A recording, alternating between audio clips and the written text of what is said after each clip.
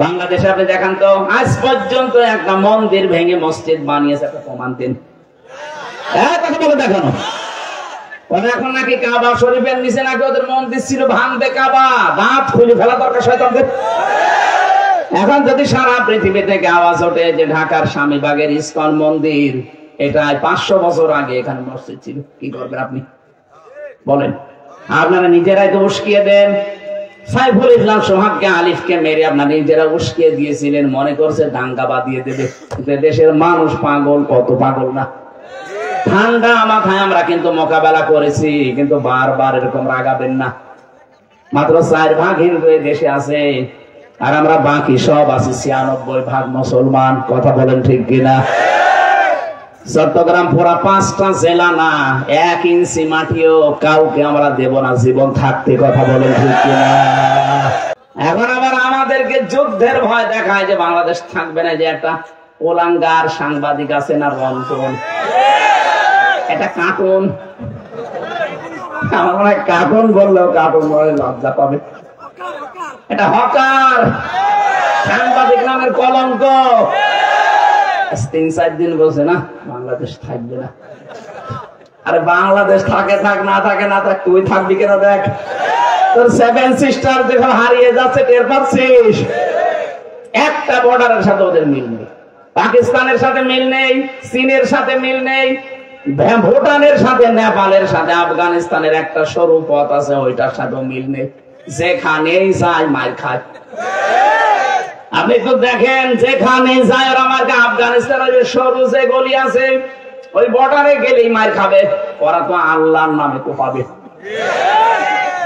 পাকিস্তানে গেলে মার খাবে, ওরা আমাদের মুসলমান ভাই কোপাবে আল্লাহর নাম নিয়ে। চীনে গেলে যেহেতু বৈদ্য, গৌতম বৈদ্যর নাম নিয়ে কোপাবে। মায়ানমারের এক অবস্থা, ওখানেও বৈদ্য। নেপালে, ভুটানে যদি ওদের সহযোগী, ওরাও হিন্দু, কিন্তু ওদের সাথে ওদের মিল নেই। এতগুলো দেশের একটা দেশ যদি ভারত ছাড়া সবগুলো দেশ চলতে পারে, বাংলাদেশও চলতে পারবে। খালি 7-8টা আন্তর্জাতিক মানের হাসপাতাল একটু বানিয়ে দেন, দেখেন কি করে ওরা। পাগল হয়ে বাঁচে ধরবে। আমি তো দেখেছি ওদের এমন কোন জায়গা নেই আমি যাইনি, প্রায় জায়গায় আমি ঘুরেছি। হায়দ্রাবাদ থেকে, চেন্নাই থেকে শুরু করে আশপাশ যতগুলো আছে সব প্রদেশ আমি গেছি। ও শয়তানদের সব চাইতে বেশি ভয় মরণের ভয়। যেই টের পাবে যে না আমরা তো মরে যাবো, আমাদেরকে বাপ না দাদা ডাকবে। এই জন্য আমরা চাচ্ছি বাংলাদেশের চট্টগ্রাম নিয়ে নেব। এই কথা আপনারা মুখ দিয়ে বলেছেন, সংবাদ সম্মেলন করে তওবা করে আমাদের কাছে মাফ চাওয়া লাগবে। আমাদের 100 কোটির উপরে মানুষ থাকতে পারে, আমাদের 18 কোটি যথেষ্ট আপনাদের জন্য। কিচ্ছু নেই আমাদের, কিন্তু ঈমান আছে। কথা বলেন ঠিক কিনা? আমরা যদি 18 কোটি মরি, 1-2 করে নিল 36 কোটি মরবেন। আর ও দেশে তো প্রায় 35 কোটির উপরে মুসলমান আছে। সংখ্যালঘু নির্যাতনের নাম দিয়ে তাম দুনিয়ার মোড়লদেরকে জানান যে বাংলাদেশের সংখ্যালঘু নির্যাতন হয়। এত বড় মিথ্যা কথা বলেন কোন কারণে? আজ মমতা স্বীকার করেছে যারা মেজরিটি আছে তারা মাইনরিটি যারা আছে ছোট যারা এদেরকে যেন নিরাপত্তা দেয়। আপনারা কি করছেন? আমার মুসলমান ভাইরা আছে তাদের মসজিদ ভেঙে ভেঙে মন্দির বানাচ্ছেন। বাংলাদেশের ঐতিহ্যবাহী জেলা কুমিল্লা চান্দিনা থানার অন্তর্গত 0 পূর্বপাড়া মাদ্রাসাতুল কোরআনের উদ্যোগে তাফসীরুল কোরআন মাহফিলের স্বনামধন্য সভাপতি বিশিষ্ট আলেমে দ্বীন মাওলানা আব্দুল বাতিন আতালাল্লাহু উমরাহু ওয়া বারাকাল্লাহু ফি হায়াতি, বলেন আমিন। মাহফিলের বিশেষ মেহমান হিসাবে এতক্ষণ আলোচনা রাখছিলেন আপনাদের এলাকার জামাই নাকি ইসলামিক চিন্তাবিদ, শিক্ষাবিদ, হাজারো আলেমের উস্তাদ মুহাদ্দিস মাওলানা ইমরানুল হক, ভারেল্লা কামিল মাদ্রাসা কুমিল্লা। কুমিল্লা না?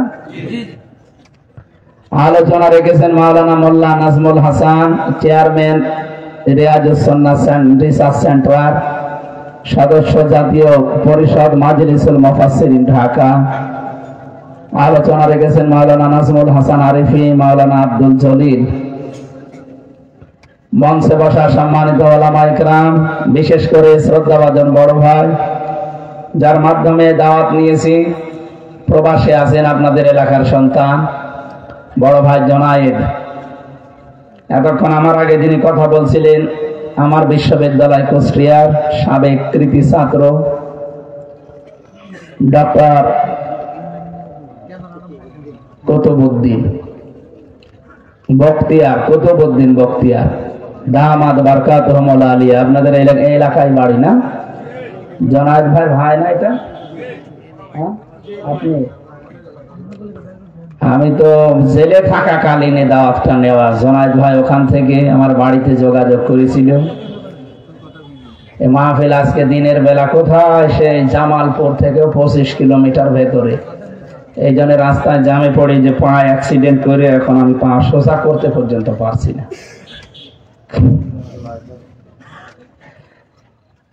50-60 কিলো 100 কিলো দূরে হলে মেনে নেওয়া যায়। 250 কিলো 300 কিলো আর রাস্তায় যেভাবে জাম থাকে খুব কষ্ট হয়ে যায়। মঞ্চে বসা ওলামা ইকরাম, সামনে বসা মুসলমান ভাইরা, পর্দার আড়ালের সম্মানিতা মা এবং বোনেরা, প্রাণপ্রিয় কুমিল্লাবাসী, আল্লাহর দরবারে শুকরিয়া জানাচ্ছি যিনি কোরআনে কারীম শোনার জন্য এই প্রচন্ড শীতের ভেতরে আজকের এই ময়দানে হাজির হওয়ার তৌফিক দিলেন। বলেন আলহামদুলিল্লাহ। আমরা একটা জগদ্দল পাথর আল্লাহ সরিয়ে দিয়েছেন। আল্লাযী আনকাযা যাহরাক ওয়া রাফা'না লাকা যিকরাক। হে নবী, আপনার পিঠকে বাঁকা করে রেখেছিল এরকম পাথরকে, বোঝাকে আমি সরিয়ে দেইনি। আপনার নামকে আমি বিশ্বময় ছড়িয়ে দেইনি। আমার তো মনে হচ্ছে আয়াতটা পড়ার পরে 1500 বছর আগে মুহাম্মদুর রাসূলুল্লাহর পিঠ থেকে আল্লাহ একটা বোঝা নামিয়ে দিয়েছিলেন। ওটা IMA জাহিলিয়াতের বোঝা। আর 2024 সালের 5 আগস্ট আমাদের বুকের উপর থেকে আল্লাহ নামিয়ে দিয়েছেন আও আমি জাহিলিয়াতের বোঝা। শব্দ দুইটা প্রায় একই, আও আমি আর IMA। কি কথা বলেন না? কাজ কারবারও প্রায় একই। আপনি জাহিলি যুগের কর্মকাণ্ডগুলো দেখেন, ওরাও কোরআনে বাধা দিত, এরা 15.5 বছর কোরআনে বাধা দিয়েছে। ওরা ওই সময় নবীকে উল্টা পাল্টা করতো, এখন নবী নেই, নবীর ওয়ারিসদের এরা উল্টা পাল্টা করছে। আমি আবু জাহেলের জীবনী পড়েছি। ও 14টা কাজ হাতে নিয়েছিল। ও যতদিন দায়িত্ব না আর আসবে না, কারণ পৃথিবীর ইতিহাসে এটা আশরাফ ঘানি পালিয়েছে, আজও ফিরে আসেনি। এই কয়েকদিন আগে আসাদ আল বাশার পালিয়েছে, বাশার আল আসাদ পালিয়েছে, আসেনি। কথা বলেন না কেন? 850 বছর আগে পালিয়েছিল একজন লক্ষণ সেন, আজও আসেনি। এ যদি 850 বছরও না আসে, তা আপনি এই 3 মাস 10 দিনে আসবেন, কিয়ামত হয়ে যাবে, আসতে পারবেন না। কারণ যা করেছেন এ মানবতা আপনাকে মাফ করবে না, এইটাই আমার মনে বলে। আমি নিজেই তো না, কারণ 3টা বছর আমাকে যে কষ্ট দিলেন, আমি মাফ করতে পারি, আমার মতো কষ্ট আপনাকে পাওয়া লাগবে। 3 বছর ফাঁসির কন্ডেম ছেলে থাকবেন, ছেলে মেয়ে আপনাকে ভুলে যাবে। এই যে এখন সিরিয়া থেকে যারা জেলখানা থেকে বের হচ্ছে, এরা নিজের নামও জানে না। কি কষ্ট দিয়েছে বলেন তো, নিজের নাম পর্যন্ত ভুলে গেছে। আসলে এরকম কষ্ট ভেতরে দেয় ওরা, বিশেষ করে যাদেরকে আয়না ঘরে রাখে। মিনি আয়না ঘর আছে, আর বড়টাই তো আমি যাইনি, মিনিটাই গিয়েছিলাম। এখানেই যে কষ্ট, বড়টাই গেলে আরো কি কষ্ট দেয়। একটা মানুষ জানে না যেটা কোন বছর, এটা কোন মাস, কোন দিন, এটা কয়টা বাজে, ও জানে না। কারণ 8 বছর 10 বছর 14 বছর পড়ে আছে দুনিয়ায়, কেউ জানে না। ভাঙা ভাঙা অক্ষরে দেওয়ালের সাথে এই নখ দিয়ে লিখে রাখে যে ভাই যদি বাইরে যেতে পারেন তো আমার এই নাম্বার একটু জানাবেন যে আমি বেঁচে আছি। আপনি মানুষ, হ্যাঁ? আর মোস্তাক কি করেছিল তার জন্য আপনি কুমিল্লা বিভাগই দিলেন। মোস্তাক যা করেছিল ভালো করেছিল, ওরকম মোস্তাক আরো কিছু তৈরি হওয়ার দরকার ছিল। মোস্তাক সাহেব মরে গেছে, আর কি বলবেন। বেঁচে থাকলে ওর জন্য আমি আরো হায়াতের দোয়া করতাম, আল্লাহ ওরে আরো বাঁচিয়ে রাখলে না কেন, অন্তত এই দৃশ্যটা দেখে মরতে পারছি। এত বড় বিশাল পাথর আল্লাহ যে নামিয়ে দিলেন, এখন আমাদের হালকা লাগছে। খলাকাল ইনসান আল্লামাহুল বায়ান। আল্লাহ তাআলা বলেন মানুষ আমি বানিয়েছি আর কথা বলা আমি শিখিয়েছি। সেই কথা বলা বন্ধ করে রেখেছিল এই জালেমরা। আমাদের বাক শক্তি রুদ্ধ ছিল না? বলেন। যখন দাঁড়িয়ে বললো যে না ওখানে মোশতাকের বাড়ি কুমিল্লা বিভাগ দেওয়া হবে না, কি দুঃখ লেগেছে আপনাদের মনে, বলেন তো, যে আমরা কি করেছি। এই কুমিল্লার সাথে হাজার হাজার আলেমদের বিভিন্ন স্মৃতি জড়িয়ে আছে।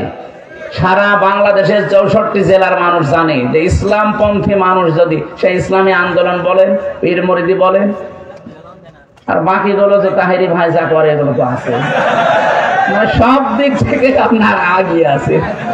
ইসলামী আন্দোলনে জেলায় বেশি, পীরদের সংখ্যা এ জেলায় বেশি, ভণ্ডদের সংখ্যা বেশি। যদিও ভণ্ড কুমিল্লা একটু হালকা আছে, পাশের জেলা ব্রাহ্মণবাড়িয়া একটু বেশি, কারণ এরা বানানো ইবাদতে বিশ্বাসী।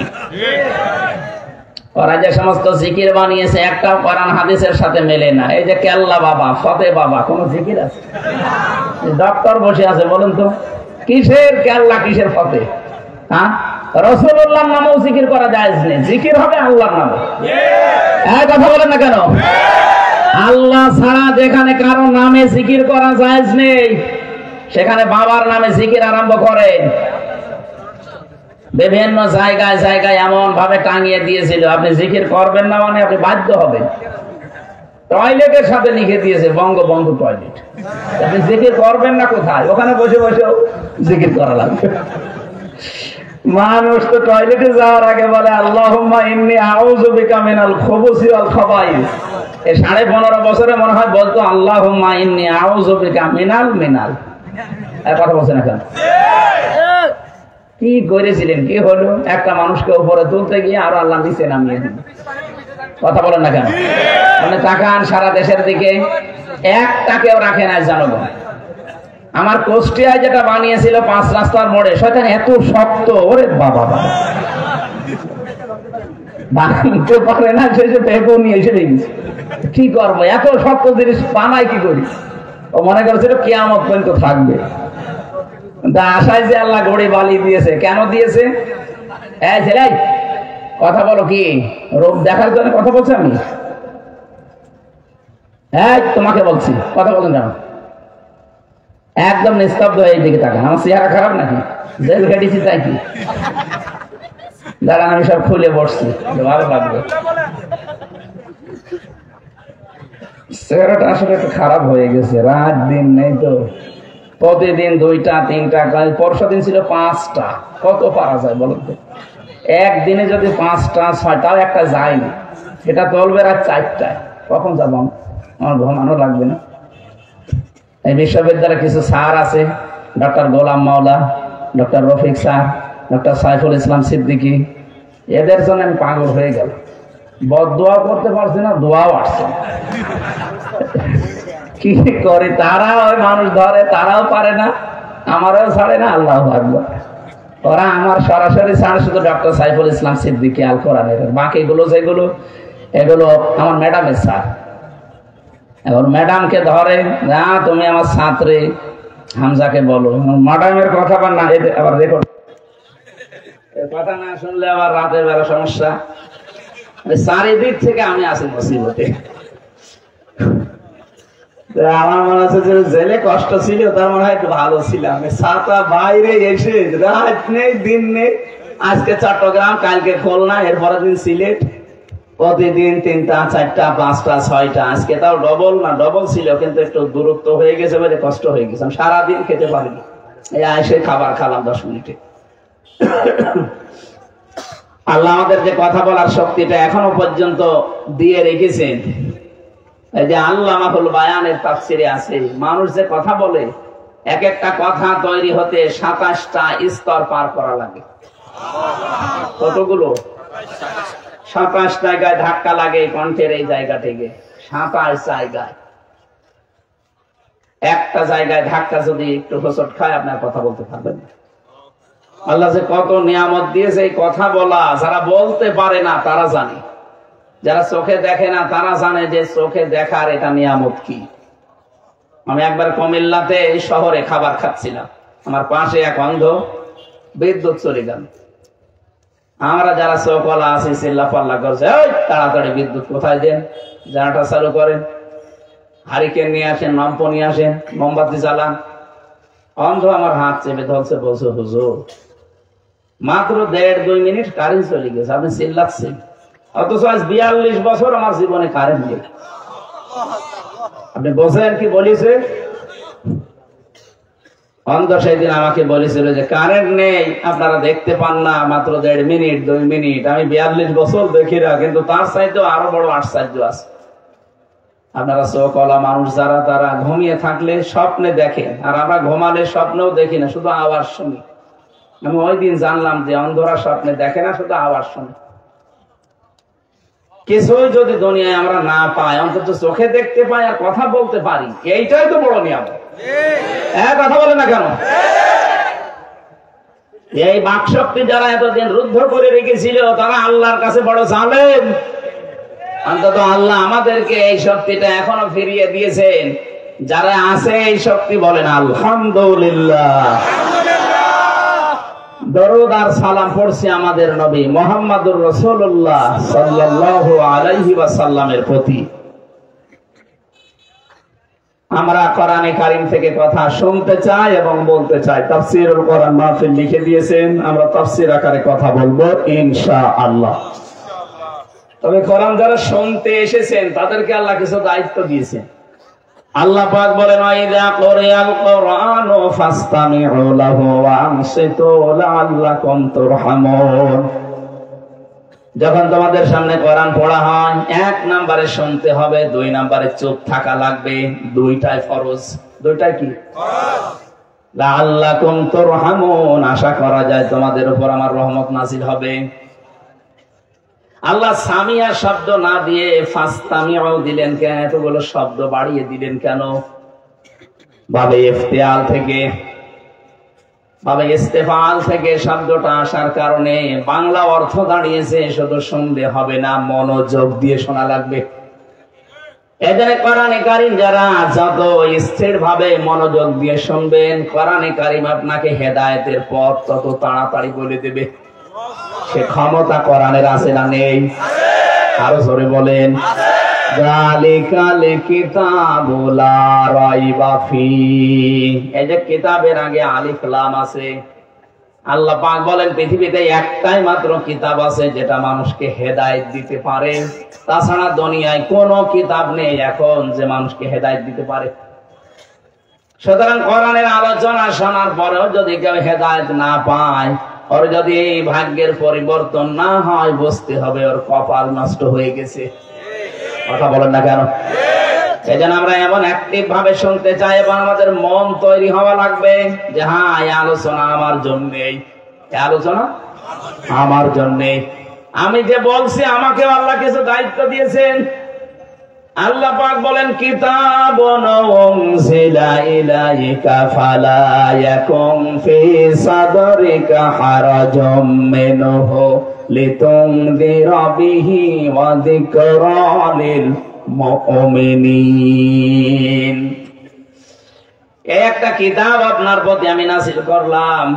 আমার উদ্দেশ্য হচ্ছে আপনি এটা দিয়ে মানুষদেরকে সতর্ক করবেন, কিন্তু সাবধান, এ সতর্ক করার সময় যেন আপনার মনের ভেতরে কোনো সংকীর্ণতা কাজ না করে। এখানে হারাজনের ব্যাখ্যা 2টা। 1 নম্বরে ভালো করে শুনবেন, দ্বিধা, দ্বন্দ্ব, সংশয়, সন্দেহ, ভয়, ভীতি, এগুলো আপনার মনের ভেতরে যেন কাজ না করে, বিশেষ করে যখন কোরআন মানুষকে শোনাবেন। হারাজনের 1 নম্বর ব্যাখ্যা, নবী আপনি দেখবেন কোরআনে কারীমের ব্যাখ্যা বিশ্লেষণ যখন করবেন, এমন মানুষ আপনার সামনে বসে আছে যারা আল্লাহর বক্তব্য না বোঝার কারণে রাগ করতে পারে। এরকম মানুষ নেই? 2 নম্বরে আবহমান কাল থেকে এমন এমন নিয়ম নীতি দেশে ইসলাম মনে করে পালন করা হয় যেটা আসলে ইসলামে নেই। আপনি কোরআনে কারিমের সঠিক তাফসীর তুলে ধরলে ওইগুলো তো টিকবে না। কি কোরআনের সাথে জুলুম যাবে না, বেদাত যাবে না, শিরিক যাবে না, জুলুম যাবে না, এই কুফরি যাবে না। এগুলো যারা ব্যবসা করে খাচ্ছে, আপনি যখন কোরআনের তাফসীর করবেন ওগুলো তো সব অন্ধকার। এই অন্ধকার গুলো সব ঢেকে যাবে। ওই মানুষগুলো বাস্তবতায় জনগণ টের পাবে যে এটা জাতির সর্বনাশকারী। আজ যারা জিকির মিলিয়েছেন, আমি একটা উদাহরণ দিলাম, কেল্লা বাবা, ফতে বাবা, এটা ইসলাম না।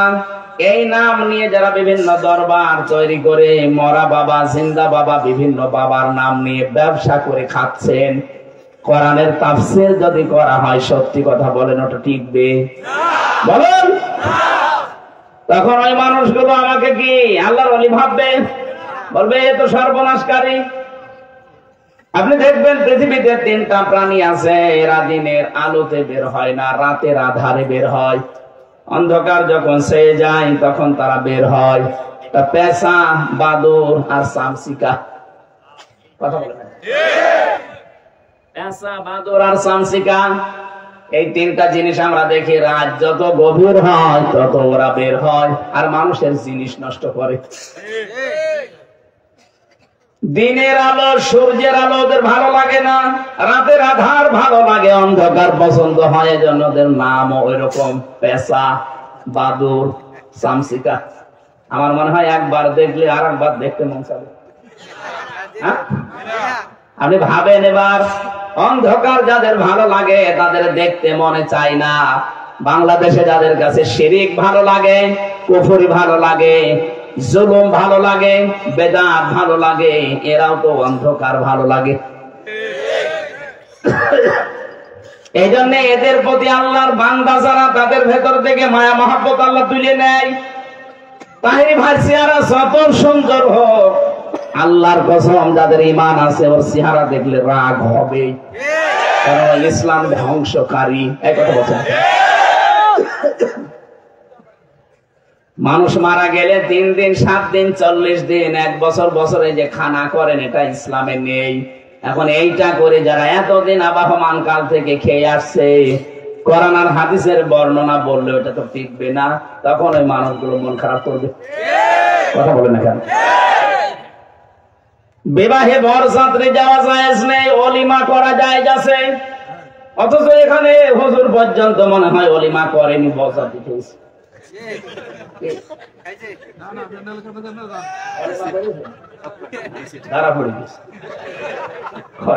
আমিও করি, আমি বেশি মানুষ নিয়ে যাইনি। ওই সময় তো বুঝতাম না, মাত্র 7-8 জন নিয়ে গিয়েছি। কিন্তু এখন যারা 150, 200, 500 জন করে নিয়ে যান, আমরা লজ্জা নেই। আমরা এখন যেহেতু বুঝে ফেলেছি, এখন আর আমি নিয়ে যাব না। আমি আর নিয়ে যাবো কোথায়? আমার তো কাজ নেই, আমার যা হওয়ার শেষ। আমার যেহেতু মেয়ে আছে 3টা, এই জন্য বলছি। কারণ ওলিমা তো আর মেয়ের বাড়ি হয় না, হয় ছেলের বাড়ি। আমার বেঁচে থাকা লাগবে না। না, আমি মাসলা বললাম ভাই, যারা এগুলো করছেন এটা ইসলামে নেই। এই এলাকায় আমি আছে কিনা জানি না, বরযাত্রী আছে না, এটা ইসলাম না, এটা বন্ধ করা লাগবে। কেউ বরযাত্রী যাবেন না, দাওয়াত দিলেও কবুল করবেন না। বলেন ওলিমার দাওয়াত দেন, আমি রাজি আছি। এই কথা বলছেন এখন। এখন যারা আশায় আছে যে না কালকেও তো বরযাত্রী দাওয়াত আছে, কি বলে কি, তখন ওর মন পাওয়া যাবে, তো এমনি রেগে যাবে। কথা বলেন ঠিক কিনা? এদিন আমার বোঝানোর বিষয় ছিল, যারা অন্ধকার ভালোবাসে, এই বেদাত যেমন একটা অন্ধকার, শিরিক অন্ধকার, ইন্না শিরকা লা যুলমুন আযীম, বড় জুলুম এটা। কুফরি অন্ধকার, আর জুলুম তো অন্ধকার আছেই। আল্লাহ রাব্বুল আলামিন বলেন, হে নবী, আবাহমান কাল থেকে যারা ইবাদত মনে করে পালন করে আসে, আপনি যখন এই কোরআনের কথাগুলো বলবেন, ওগুলো তো টিকবে না। তখন ওদের মন খারাপ হবে। শুধু তা না, যারা আপনাকে নিয়ে এসেছিল সেই কুষ্টিয়া থেকে কুমিল্লায়, ওরা আপনার হাদিয়া তোফা বন্ধ করে দিতে পারে। কথা বলে না কেন? দেয় দিক, তারপর আমার বলা লাগবে, কারণ আমি যদি না বলি আয়াতের হক আদায় হবে না। কোরআনে কারীম থেকে যা পড়েছি আমি যদি সত্যি ওইভাবে বলতে না পারি আমি যেমন ধরা খাবো, কিয়ামতে আপনিও আমাকে আসামি বানাবেন যে আমি জানতাম না। এদেশে একটা ভুল কথা চালু করা আছে যে জানার নাম ইসলাম না, মানার নাম ইসলাম। এটা একটা শয়তানি। আপনি যদি না জানেন তো কি মানবেন? কথা বলেন না কেন?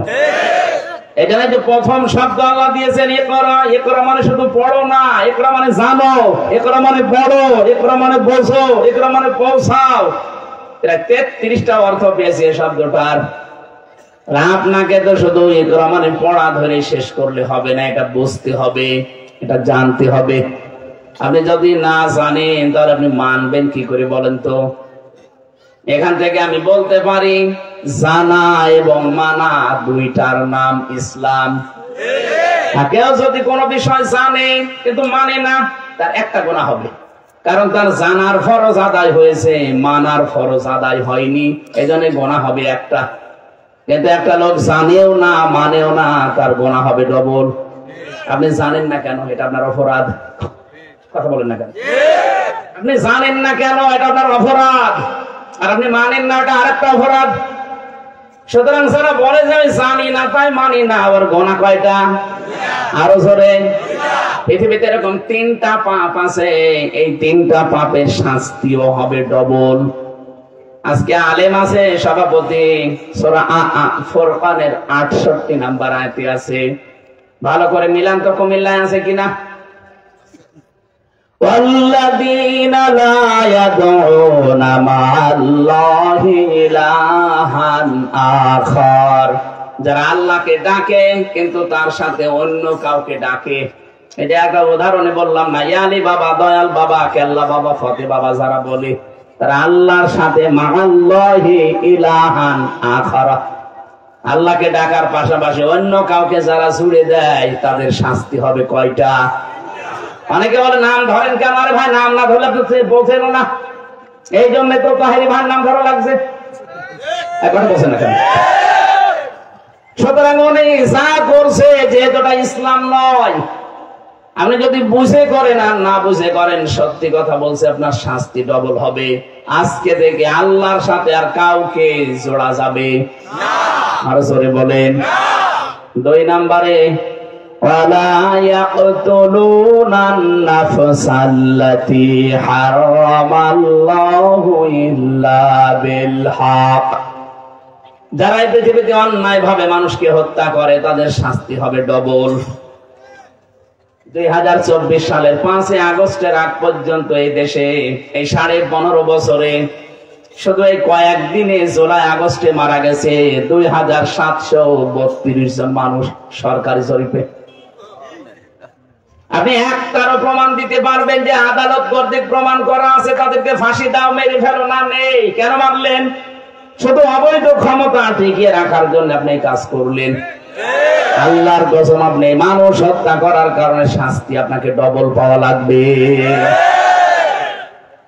কোরআনে কারিমের সূরা নিসা 93 নম্বর আয়াত, আল্লাহ পাক বলেন ومن يقتل مؤمنا متعمدا فجزاؤه جهنم خالدا فيها, যে ব্যক্তি ইচ্ছাকৃত ভাবে মানুষ হত্যা করে, মুমিন হত্যা করে, তার প্রথম শাস্তি জাহান্নাম।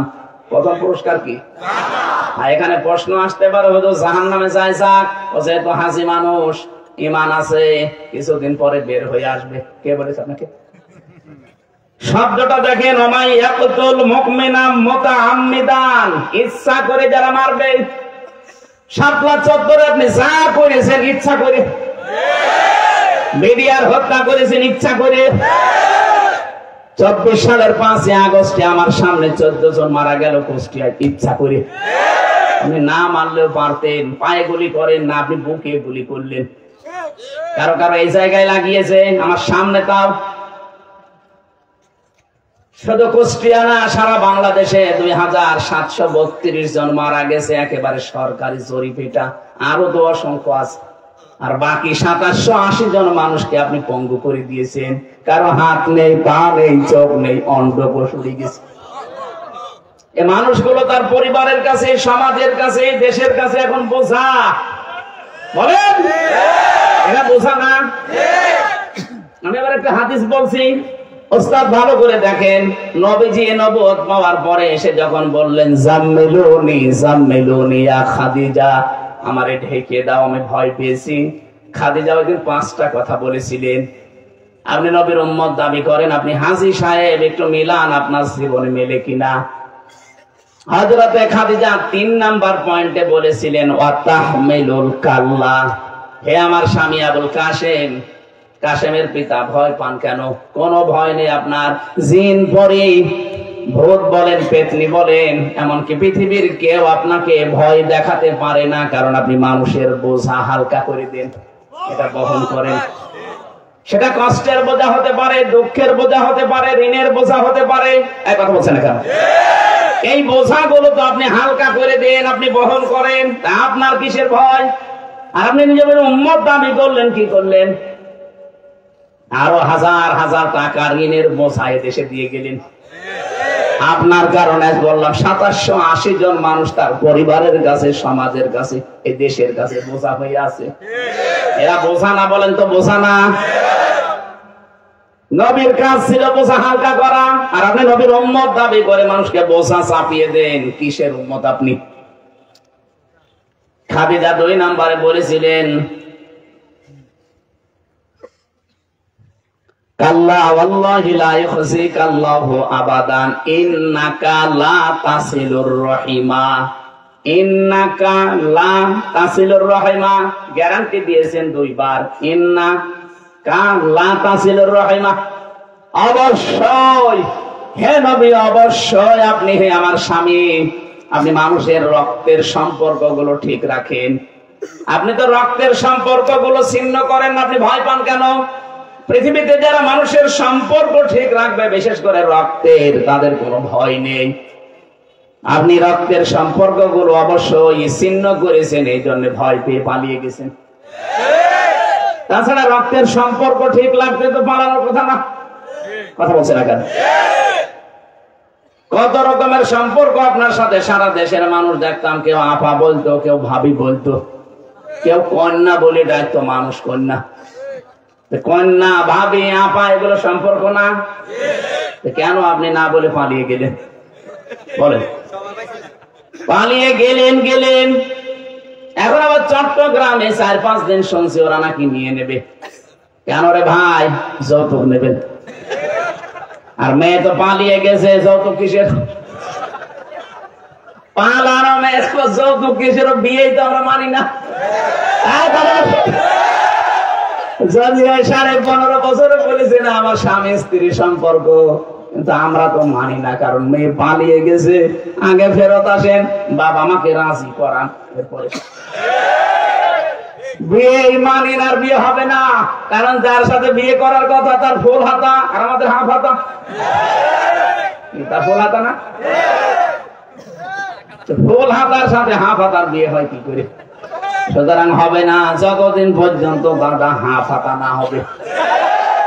দাদা হাফ হাতা হবে না। সুতরাং বিয়ে আপনার সাথে যেহেতু কোরআনে কারিমের সূরা বাকারা 221 নম্বর আয়াতের মাঝের অংশে আছে, আল্লাহ বলেন মুশরিক পুরুষের সাথে মুমিন নারীর বিয়ে। এটা আমি বানালাম না। আলা তুনকিহুল মুশরিকিনা হাত্তা ইউমিনু। আপনি যদি বিয়ে করতে চান, কোরআনের এই আয়াত কেটে বাদ দিয়ে দেবেন, কারণ আপনি মুসলমান, একজন হাজী মানুষ। কোন মুশরিকের সাথে বিয়ে করা জায়েজ নেই। কথা বলেন ঠিক কিনা?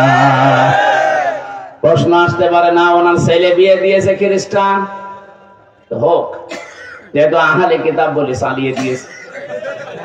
হয়তো খ্রিস্টান ইহুদি আহলে কিতাব হতে পারে, এই হিন্দুরা তো আর আহলে কিতাব না। এটা আপনি মেলাবেন কি দিয়ে? সুতরাং এই যৌতুকের নাম নিয়ে ফেনীর রাস্তা চিকন, ওরা বলছে ফেনীর রাস্তা রাখার সাথে যে চিকন আছে, শুধু কাট করে চট্টগ্রামের 5টা জেলা নিয়ে নেবেন। 5টা জেলা না, সাপ বলছে। আজকে মমতার বক্তব্য দেখেছেন সকালবেলা, নরম হয়ে গেছে। আমরা তো ওদের বর্ডার বন্ধ করিনি, ওদের চিকিৎসা বন্ধ করিনি, ওরা আসে না কেন? আসবো মানে? আপনারা নিজেরাই ঘোষণা দিয়েছিলেন যে ওদের চিকিৎসা বন্ধ। ডাক্তার মোহাম্মদ ইউনূস একটা কাজ এর মাঝখানে করে ফেলেছে। 27টা দেশ, ইউরোপীয় ইউনিয়নের যত দেশ আছে সবগুলোর ভিসা এখন আর যাওয়া লাগবে না, ভারতে বাংলাদেশে পাওয়া যাবে। মাথা খারাপ হয়ে গেছে যে ইউনুস করলো কি, মাথা একটা ম্যাগনেট, কথা বলে না এমন কথা বলবে, এমন কাজ করবে, আপনি দাপিয়ে মরবেন। খালি একবার টাচ দিয়েছিল, এ দেশ যদি অস্থিতিশীল হয় 7 সিস্টার থাকবে না, এখনো ভয়ে আছে। আমরাও বলছি এদেশের টাকা পয়সা যাই আছে, শুধু 14 দল বাদ দিয়ে বাকি যারা আমরা মাজলুম, দরকার 1-5 টাকা 2 টাকা করে কালেকশন করেন। এই বাংলাদেশের 8টা বিভাগে 8টা আমরা আন্তর্জাতিক মানের হাসপাতাল দেখতে চাই। ভারতে আমাদের দেওয়া লাগবে না। আমি তো ভারতের বহু রাজ্যে ঘুরেছি, বহু এলাকায় গেছি, ওদের সবচেয়ে বেশি ভয় মরণের। ওয়ালা তাজিদান্নাহুম আহরাসান নাসি আলা হায়াতি ওয়া মিনাল্লাযিনা আশরাকু। সূরা বাকারার ভেতরে আছে ওয়ালা তাজিদান্নাহুম, লামে তাকিদ নুনে সাকিলা। আল্লাহ বলেন, হে নবী, অবশ্যই আপনি মুশরিকদেরকে জীবনের প্রতি বেশি মায়া দেখবেন। ওরে এত ভয় পায় মরণকে, আপনি যাই করেন একটু মরণের ভয় দেখাবেন, পাগল হয়ে যাবে। একটু ভয় দেখিয়েছে, পাগল হয়ে গেছে ছাতা। এখন আবার আমাদেরকে যুদ্ধের ভয় দেখায় যে বাংলাদেশ থাকবে না, যে একটা ওলাঙ্গার সাংবাদিক আছে না রঞ্জন, এটা কার্টুন। আমার মনে হয় কার্টুন বললেও কার্টুন বলে লজ্জা পাবে। এটা হকার সাংবাদিক নামের কলঙ্ক। 3-4 দিন বলছে না বাংলাদেশ থাকবে না। আরে বাংলাদেশ থাকে থাক, না থাকে না থাক, তুই থাকবি কেন? দেখ তোর 7 সিস্টার যখন হারিয়ে যাচ্ছে টের পাচ্ছিস। একটা বর্ডারের সাথে ওদের মিল নেই, পাকিস্তানের সাথে মিল নেই, চীনের সাথে মিল নেই, ভুটানের সাথে, নেপালের সাথে, আফগানিস্তানের একটা সরু পথ আছে ওইটার সাথেও মিল নেই। যেখানেই যায় মার খায়। আপনি তো দেখেন যেখানে যায় ওরা মার খায়। আফগানিস্তানের সরু যে গলি আছে ওই বর্ডারে গেলেই মার খাবে। ওরা তো আল্লাহর নামে কোপাবে। পাকিস্তানে গেলে মার খাবে, ওরা আমাদের মুসলমান ভাই কোপাবে আল্লাহর নাম নিয়ে। চীনে গেলে যেহেতু বৈদ্য, গৌতম বৈদ্যর নাম নিয়ে কোপাবে। মায়ানমারের এক অবস্থা, ওখানেও বৈদ্য। নেপালে, ভুটানে যদি ওদের সহযোগী, ওরাও হিন্দু, কিন্তু ওদের সাথে ওদের মিল নেই। এতগুলো দেশের একটা দেশ যদি ভারত ছাড়া সবগুলো দেশ চলতে পারে, বাংলাদেশও চলতে পারবে। খালি 7-8টা আন্তর্জাতিক মানের হাসপাতাল একটু বানিয়ে দেন, দেখেন কি করে ওরা। পাগল হয়ে বাঁচবে ধরবে। আমি তো দেখেছি ওদের এমন কোন জায়গা নেই, আমি যাইনি, প্রায় জায়গায় আমি ঘুরেছি। হায়দ্রাবাদ থেকে, চেন্নাই থেকে শুরু করে আশপাশ যতগুলো আছে সব প্রদেশ আমি গেছি। ও শয়তানদের সব জায়গায় বেশি ভয় মরণের ভয়। যেই টের পাবে যে না আমরা তো মরে যাবো, আমাদেরকে বাপ না দাদা ডাকবে। এই জন্য আমরা চাচ্ছি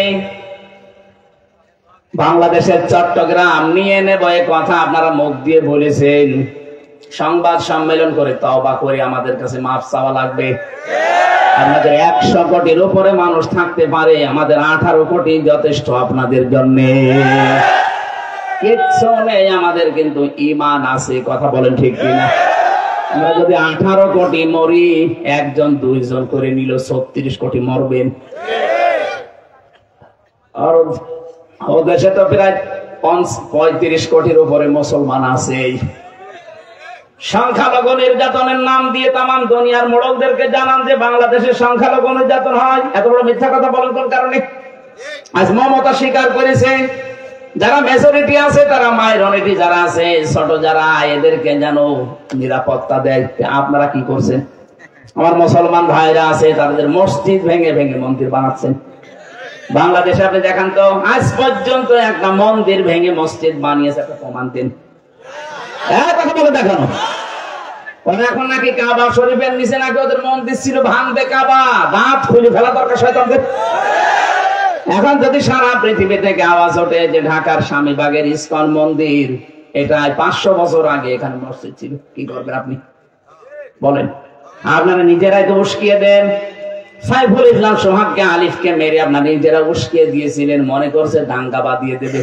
দেশের মানুষ পাগল, কত পাগল না। ঠান্ডা মাথায় আমরা কিন্তু মোকাবেলা করেছি, কিন্তু বারবার এরকম রাগাবেন না। মাত্র 4 ভাগ হিন্দু এই দেশে আছে, আর আমরা বাকি সব আছি 96 ভাগ মুসলমান। কথা বলেন ঠিক কিনা? চট্টগ্রাম পুরা 5টা জেলা না, 1 ইঞ্চি মাটিও কাউকে আমরা দেব না জীবন থাকতে। কথা বলেন ঠিক কিনা? আমার ভাইরা, এখানে অন্ধকারের পথ যারা বেছে নিয়েছেন তাদের আমি মন পাবো না। মানুষ যারা হত্যা করলেন, সে যেভাবেই হোক, তাদের যারা সহযোগিতা করেছেন তারা জাহান্নামে যাবেন। 1 নম্বরে যারা ইচ্ছা করে মানুষ মারলেন, মনে করবেন যে না হুজুরদের মুখে শুনেছি কালেমা যখন পড়েছি জান্নাতে একদিন যাবো। কালেমা তো ঠিক রাখা লাগবে। আপনি তো কালেমাই ঠিক রাখেননি। ওযু করলে 7টা কারণে ওযু ভেঙে যায়, নামাজ পড়লে 19টা কারণে নামাজ ভেঙে যায়, হজ করলে হজ ভাঙে, রোজা রাখলে রোজা ভাঙে, পৃথিবীর প্রতিটি ইবাদত ভেঙে যায়, নষ্ট হয়ে যায়। ঈমান আনলেও ঈমান থাকে না, ঈমান 10টা কারণে ভেঙে যায়। একবার বলছেন 1 নম্বরে ঈমান ভেঙে যায় আল্লাহর সাথে শিরিক করলে, তার আর ঈমান থাকে না। আপনি প্রকাশ্যত শিরিক করছেন। যেই দিন বলেছে মা দুর্গা গজে চড়ে এসেছে, এজন্য ফসলের বরকত হয়েছে, ওই দিনই লোকটা মুশরিক হয়ে গেছে। কারণ আল্লাহ যেটা পারে ওইটা অন্য কেউ পারে, বিশ্বাস করার নাম শিরিক। আর শিরিক যারা করে তারা মুশরিক। আর কার ফতোয়া লাগবে আপনার? ওনারা যে মুশরিক আর ফতোয়া লাগবে? বলতে পারেন হ্যাঁ হজ করেছে। আরে ভাই, হজ করেছে মানে? আবু জাহেল ছিল কাবার সভাপতি, কাবা ঘরের সভাপতি হয়ে যাতে মুশরিক হয়? আরে তো অনেক দূরের মানুষ। এই জন্য বলছে যে মানুষগুলো মুশরিক হয়ে গেছে, তাদের যেহেতু ঈমানই নেই। ঈমান আছে? তাহলে এই মানুষগুলো যদি মানুষ হত্যা করার কারণে জাহান্নামে যায়, যদি ভাবে যে না 2 বছর পরে বের হয়ে আসবো না, আপনার জন্য না, কারণ খালিদান ফিহা আছে। আল্লাহ জাহান্নামে দিলে 2 দিন পরে বের করে আনবে, তাহলে খালিদান দিতেন না? খালিদান ফিহা, চিরকাল থাকবেন। কতদিন? এই চিরকালটা কতদিন? যারা বলে যে 10 বছর 20 বছর 50 বছর পর একদিন বের হবে, ওই একেবারে হাউজে কাউসারের পানি দিয়ে গোসল করে আবার আগে যে হামজা ছিল হামজা হয়ে যাবে। অত সহজ? সূরা মাইদা 37 নম্বর আয়াতে আল্লাহ জানিয়েছেন, ইউরিদুনা ইয়াখরুজু মিনান নারি ওয়া মা হুম বিখারিজিনা মিনহা ওয়া লাহুম আযাবুম মুকিম। ওরা চাইবে জাহান্নামের আগুন থেকে বের হতে। আল্লাহ বলেন না, আমি আবার ফিরিয়ে দেব। বলেন তো হুজুরদের জিজ্ঞাসা করেন আমি বানিয়ে বলছি কিনা? যারা এই আশায় বুক বেঁধে আছেন যে এতগুলো মানুষ হত্যা করার পর আমাদের ভয় নেই, আমি আবার বের হব, কিভাবে বের হবেন আপনি? আল্লাহ বলেন বের হতে চাইলে আমি আবার ফিরিয়ে দেব। সূরা জুমারের 20 নম্বর আয়াতটা আমি আপনাকে পড়ার জন্য বারবার আহ্বান জানাচ্ছি, তাফসীর সহ পড়বেন। যতগুলো তাফসীর এই দেশে এখন আছে প্রায় 42টা আছে। আমি যতটুকু পড়েছি সব মুফাসসির আয়াতের ব্যাপারে একমত। আফামান হাক্কা আলাইহি কালিমাতুল আযাব আফা আনতা তুনকিযু মান ফিন্নার। আল্লাহ পাক বলেন যার উপরে দণ্ডাদেশ কায়েম হয়ে গেছে, আমি বিচার ফায়সালা করে যাকে জাহান্নামে পাঠিয়ে দিয়েছি। আফা আনতা, হরফে ইস্তেফহাম, প্রশ্নবোধক চিহ্ন, এটা ইন্টারোগেটিভ সেন্টেন্স। আল্লাহ প্রশ্ন করছেন নবীকে, হে নবী আপনি কি পারবেন? আনতা, আপনি কি পারবেন? তুনকিযু মান ফিন্নার, তাকে জাহান্নামের আগুন থেকে বের করে আনতে? কে বলছে? কাকে বলছেন? বলেন আপনার কি মনে হয় রাসূলকে যদি এই কথা বলতে পারে, হামজার বাবার খবর আছে? আর আপনি যে আশা করে আছেন না, কালেমা যখন পড়েছে আপনার কালেমাই তো নেই। যা করছেন ও কাজ করলে কালেমা থাকে? আপনি নামাজ ভেঙে যাওয়া বলছেন, রোজা ভেঙে যাওয়া বলছেন, ওযু ভেঙে যাওয়া বলছেন, ঈমান ভেঙে যাওয়া বলছেন না কেন? আর বাংলাদেশে সবচেয়ে বেশি মানুষের ভেঙে যায় ঈমান। কথা বলেন না কেন? আল্লাহর ঊর্ধ্বে কাউকে মনে করলে তার ঈমান ভেঙে যায়। অথচ 15.5 বছর আপনি কি করেছেন বলেন? আল্লাহর নামটা পেছনে লিখে রাখবেন, লা ইলাহা ইল্লাল্লাহ বা আল্লাহু আকবার না। নিজের ছবি, বাবার ছবি টাঙিয়ে রাখলেন কোন কারণে? কোরআন বলছে কালিমাতুল্লাহি হিয়াল উলিয়া, আমার কালেমা উপরে থাকবে। আজ ডক্টর মোহাম্মদ ইউনূসের পেছনে লেখা নেই লা ইলাহা ইল্লাল্লাহ। আমরা এইটাই চাই, এটা বলছেন 96% মুসলমানের দেশে আমরা এইটাই চাই। এটা চাই না অফিস আদালতে ধরে, এটা লিখে দেন সব জায়গায়, সংসদ থেকে শুরু করে একেবারে মসজিদ পর্যন্ত আল্লাহু আকবার লিখে রাখেন। কারণ আল্লাহর উপরে আর কেউ আছে বড়? বলেন। একটা মানুষকে উপরে তোলার জন্য কি করেছিলেন বলেন? আর কি করতে বাকি ছিল? যদি ওই সমস্ত জায়গায় আল্লাহু আকবার লিখতেন, যে কোনো মানুষ একবার ঢুকলে অন্তত কিছু না হোক আল্লাহু আকবার এই শব্দটা পড়তো। পারেন নিয়ে কাজ করতেন, নিজের নাম বাবার নাম লিখে রাখলেন ছবি দিয়ে। মানুষ দেখলেই পড়ে আগে বাবার নাম, নিজের নাম। কেন এটা করা লাগবে? কালিমাতুল্লাহি হিয়াল উলিয়া, এই আয়াত আমি বানালাম। সূরা তাওবা 40 নম্বর আয়াতের মাঝের অংশে আছে, আল্লাহ বলেন আমার নাম থাকবে উপরে। আজ কত সুন্দর লাগছে দেখতে, দেখেন ইউনূসের পেছনে লেখা আছে লা ইলাহা ইল্লাল্লাহ। বাংলাদেশে কোলাঙ্গার অফিসার হিন্দু বিপ্লব কুমার সরকার ঢাকাতে ডিএমপি কমিশনার, যুগ্ম কমিশনার ছিল। এই শয়তান রিমান্ডে আমারে জিজ্ঞাসা করেছিল, রিমান্ডে বলছিল যে আল্লাহু আকবার এটা জামাত ইসলামের স্লোগান, আপনারা কেন দেন? এটা কি জামাতের? আল্লাহু আকবারের স্লোগান কার? আল্লাহ নিজে কোরআনে কারিমে সূরা বনী ইসরাইলের শেষ দিকে জানিয়েছে ওয়াকাব্বিরুহু তাকবীরা। তাকবীর কার নামে? আরো জোরে বলেন। যারা আল্লাহু আকবার তাকবীর, এটা জামাত ইসলামের তাকবীর বলে চালিয়ে দেয়। আমরা তাদের কাছে দেখাতে চাই সত্যি এই দেশে 96% মুসলমান, এখানে কোন তাকবীর চলবে না। কিসের জয় বাংলা, কিসের জয় শ্রীরাম, এখানে চলবে আল্লাহু আকবার। যেহেতু এখন সংশোধন আরম্ভ হয়েছে, সংবিধান সংশোধন চলছে, আমরা চাই সূরা ফুরকানে 74টা ধারা আছে, 73টা ধারা দিয়ে সংবিধান বানান, এই দেশ জান্নাত হয়ে যাবে। কারণ ফুরকান মানে সংবিধান। ফুরকান মানে কি? বলেন বলেন। আলেমদেরকে এখন ডাকতেছে, হ্যাঁ আলেমদের পরামর্শ নেন। আলেমরা যা বলছে এটা আপনার মানা লাগবে। কুমিল্লার একজন কৃতি সন্তান, তাকেও ডাক দিয়েছে সংবিধান সংস্কারের জন্য। মুফতি সাখাওয়াত হোসেন রাজি, কোন থানায় বাড়ি আমি জানি না, কুমিল্লা আমার সাথে ছেলে ছিল। এবার লোককেও ডাক দিয়েছেন। মুফতি আব্দুল মালিক জাতীয় মসজিদের খতিব, ওনাকেও ডাক দিয়েছে, কুমিল্লায় বাড়ি না। যাকে এই জেলার দুইজন আরো অন্যান্য জেলার যে আলেম গুলো ডাকতেছে, ডক্টর মোহাম্মদ ইউনূস, আলেমদের কথাগুলো শোনেন। ওনারা যদি বলে সূরা ফুরকান ৭৪টা আয়াত আছে, ৭৩টা ধারা, এই ধারাগুলো আর সংবিধানের সংস্কার করে লাগিয়ে দেন। ওই বছরে 50 বছর 60 বছর আগের ওটা বাদ দিয়ে দেন। দেখেন ১৫০০ বছর আগের সংবিধান চালু করেন, এই দেশটা একটা মিনি জান্নাত হয়ে যাবে। وَكَذَلِكَ أَنزَلْنَاهُ حُكْمًا عَرَبِيًّا। হে নবী, আপনার পথে আমি নাযিল করেছি হুকমান, সংবিধান। হুকমান মানে কি? আরবিয়্যা, আরবি ভাষায়।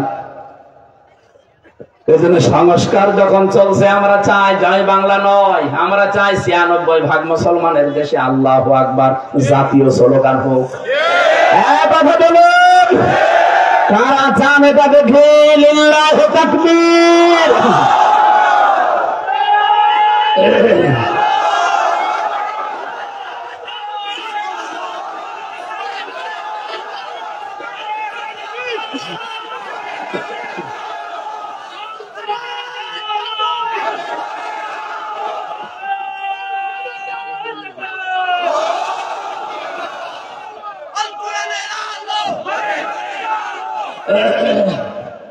আলহামদুলিল্লাহ।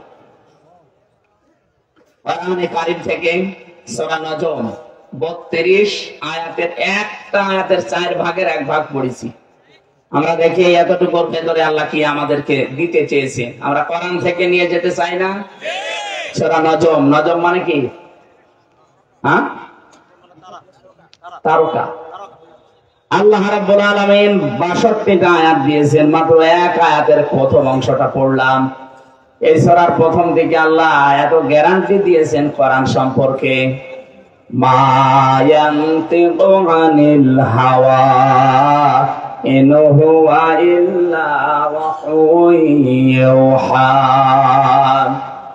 আল্লাহ পাক বলেন এই কোরআন এমন গ্যারান্টি যুক্ত কিতাব, আমার নবী এর ভেতরে কোনো কথা বানিয়ে ঢোকায়নি, নবী নিজের থেকে কোনো কথা বানিয়েও বলেনি। আমি যা বলতে বলেছি নবীজি তাই বলেছে। কোরআনে কারিমে তো অথেন্টিক কিতাব এই পৃথিবীতে একটাই মাত্র আছে। আমি যে জালিকাল কিতাবুল লা রাইবা ফি বলেছিলাম, কিতাবের আগে আলিফ লাম দিয়ে আল্লাহ নির্ধারিত করে দিয়েছেন এই পৃথিবীতে আপনাকে পথ দেখানোর মতো একটাই মাত্র কিতাব এখন আছে। কোরআন শরীফ যদি কারো ভাগ্যের পরিবর্তন করতে না পারে, হেদায়েত দিতে না পারে, সে যেন বুঝে নেয় যে তার কপালে হেদায়েত বলে আর কিছু নেই। ওয়ালাউ তাকাব্বালা আলাইনা বা'দাল আকাবিল লা আখাযনা মিনহু বিল ইয়ামিন সুম্মা লাকাতা'না মিনহুল ওয়াতিন ফামা মিনকুম মিন আহাদিন আনহু হাজিজিন। রব্বুল আলামিন বলেন, হে নবী, আমার কোরআনে যদি আপনি নিজের কোনো কথা আমার নামে চালিয়ে দিতেন, আমি কি করতাম জানেন? আমার নিজের হাত দিয়ে আপনার ডান হাত চেপে ধরতাম। হয়েছে? না না হয়নি। লাখাযনা মিনহু বিল ইয়ামিন, আল্লাহ বলেন আমি ধরতাম আমার ডান হাত দিয়ে। কেন আল্লাহর বাম হাত নেই? লাখাযনা মিনহু বিল ইয়ামিন, বিমানে দ্বারা দিয়ে করতে আল্লাহ বলেন আমি ধরতাম আমার ডান হাত দিয়ে। আপনাকে ধরতাম না, আমার ডান হাত দিয়ে আমি আল্লাহ ধরতাম। বাংলা অর্থে যদি এই শব্দটা সংস্কার করা দরকার, আপনি একটু মিলাবেন, শব্দের দিকে মিলবে না। বাংলায় আমিও পড়েছি, লেখা আছে যে হে নবী আপনার ডান হাত চেপে ধরতাম, কণ্ঠনালী কেটে ফেলে দিতাম না। বাংলা আরবির সাথে মিলছে না। লাখাযনা এখানে ফাইল সরাসরি আল্লাহ। আল্লাহ বলেন আমি ধরতাম, কি দিয়ে ধরতাম? মিনহু বিল ইয়ামিন, বিমানে দ্বারা দিয়ে আমার ডান হাত দিয়ে ধরতাম। প্রশ্ন আসতে পারে আল্লাহর বাম হাত আছে না নেই? মিনহু বিশ শিমাল দিলেন না কেন? যে আমি বাম হাত দিয়ে ধরতাম। আমরা আল্লাহর বান্দা যারা দুনিয়াতে আছি, সচরাচর যেটা বললে বুঝি বেশি, আল্লাহ ওই উদাহরণ দেখবেন কোরআনে দিয়েছেন। হ্যাঁ, আমরা বাম হাত দিয়ে আল্লাহ ধরতে পারতেন, কিন্তু আমরা দেখি আমাদের ডান হাতে শক্তি বেশি। কথা বলেন এখানে।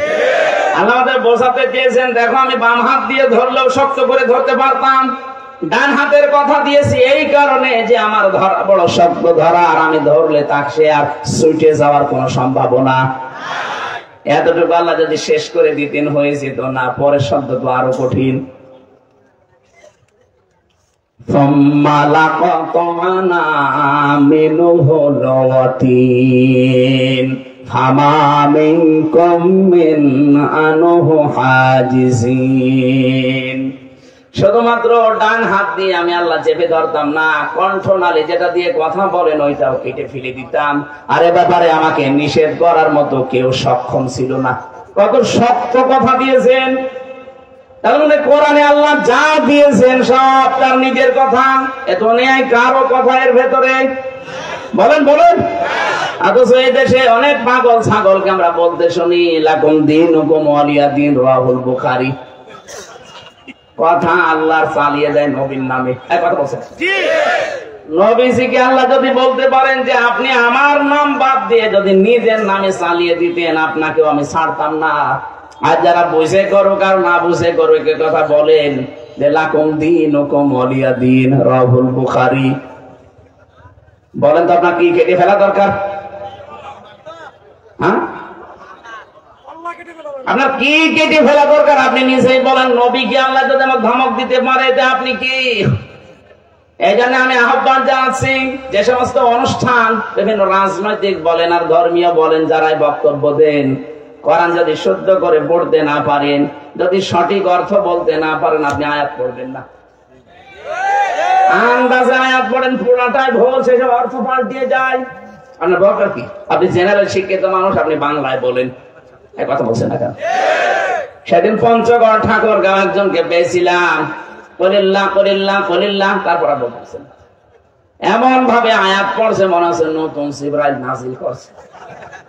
ওনারা বললাম আপনি একটা বাংলা শিক্ষিত মানুষ, বাংলায় বলেন না ইংরেজিতে বলেন। আপনি আরবি পড়তে পারেন না শুদ্ধ করে, বাংলাও জানেন না বলতে, আপনি বলতে গেলেন কোন কারণে? এই যে বললেন যা অর্থ পাল্টে গেল।